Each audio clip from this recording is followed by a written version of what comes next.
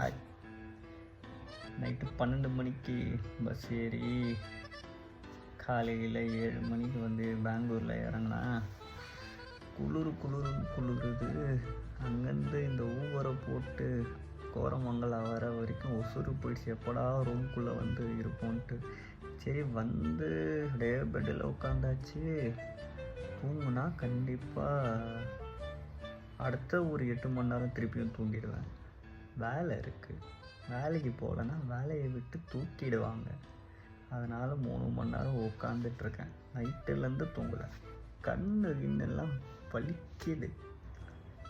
தூக்கமாகத்து இன்னும் ஒரு 1.5 மணி நேரம் தாக்க பிடிச்சுன்னா போயிட்டு ஒரு 9 மணிக்கு ஒரு குளியலை போட்டு அப்படியே ட்ரெஸ்ஸு மாற்றிட்டு ஃப்ரெஷ் ஆகிட்டு ஒரு 9:45 கீழே இறங்கணுன்னா போய் ஒரு டீயை போட்டோமா ரூட்டில் நடந்து போய் அப்படியே போயிட்டு 10:30க்குள்ளே ஆஃபீஸ்க்கு போயிட்டோன்னா மீட்டிங் அட்டன் பண்ணிவிட்டு வேலையை ஸ்டார்ட் பண்ணுறது தான்.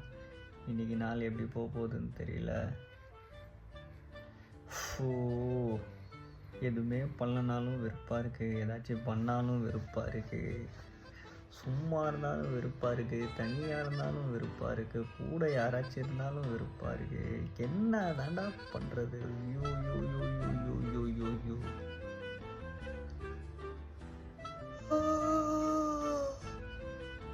தூக்கமாகதே.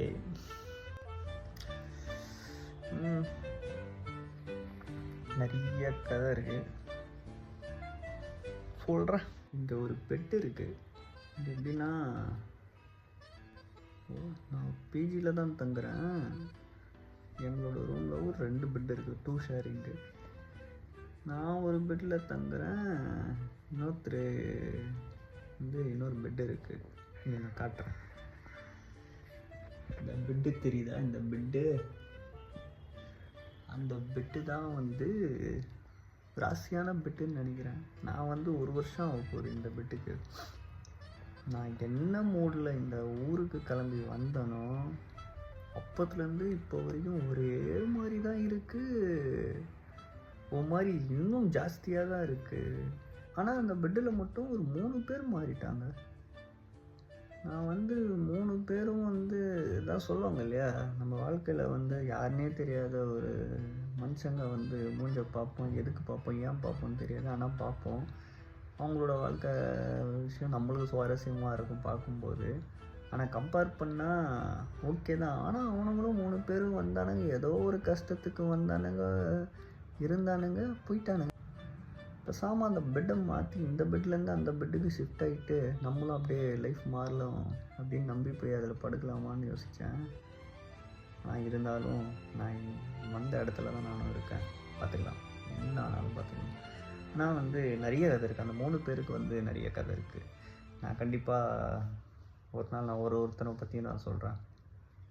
இன்ட்ரெஸ்டாக இருக்குது. ஓகே, ரெடி ஆயாச்சு. பரவாயில்லப்பா, இங்கே ஒரு கண்ணாடியை வந்து விட்டுட்டு போயிருக்காரு. இந்த பிஜிலலாம் இருந்தால் வந்து என்ன சொல்லனா, பொறுப்பாக வந்து ஒரு விஷயத்த நம்மளால் பண்ண முடியாது. வீடுனா வந்து எல்லாமே அது பாட்டு சட்டை அயன் பண்ணி இருக்கும், சோறு டைமுக்கு வரும், கண்ணாடி பீரோ அது இதுன்னு எல்லாம் கரெக்டாக இருக்கும். இங்கே வந்து ஒன்றுமே இல்லை. பரவாயில்ல, கண்ணாடி விட்டுட்டு போயிருக்காரு மனுஷன். சந்தோஷம். விட்டுட்டு போனாரா இல்லை கொடுத்துட்டு போனாரான்னு தெரியல. ஃபோன் பண்ணி கேட்டால் தான் தெரியும்.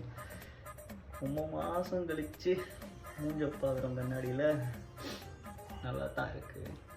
ஒரு மாதிரி கரடு முரடாக இருக்குது. எப்படி இருந்தாருன்னா, இங்கே ஒரு பல மாதத்துக்கு முன்னாடி ஒரு ஃபேர் அண்ட் ஹேண்ட்ஸமாக வச்சேன். அதுலேயும் ஒன்றுமே இல்லை. பரவாயில்லப்பா, இருக்கப்பா, இருக்கு. ரொம்ப மாதம் ஆச்சு இந்த ட்ரெஸ் பண்ணிக்கிட்டு, ஹேர் ஸ்டைல் பண்ணிக்கிட்டு, பக்காவாக வாட்சை போட்டுக்கிட்டு, ஷூவை போட்டுக்கிட்டு, அப்படியே காதில் ஹெட்செட் மாட்டிக்கிட்டு அருமையான பாடல்களை கேட்டுக்கிட்டு வண்டியை எடுத்துகிட்டு அப்படியே கிளம்பி போகிற காலம்லாம் வந்து முடிஞ்சு போய் அப்படியே ஒரு பல மாசமாக வந்து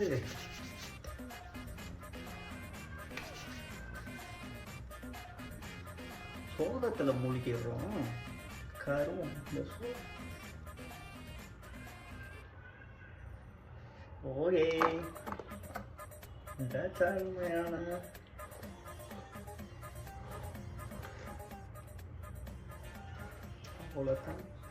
அவ்வளோதான் ஸ்கூல் பிள்ளை மாதிரி அழகா இருக்கேனா? சஜன் பக்காவா ரெடியாக அவ்வளோதான், கிளம்புறது தான். இன்னைக்கு ஆஃபீஸ் போயிட்டு இந்த நாளை இனிய நாளாக வந்து முடிச்சு விடலாம். ஏதாச்சும் இருந்தால் நான் வந்து சொல்கிறேன், இல்லைனாலும் சொல்கிறேன். பாய்.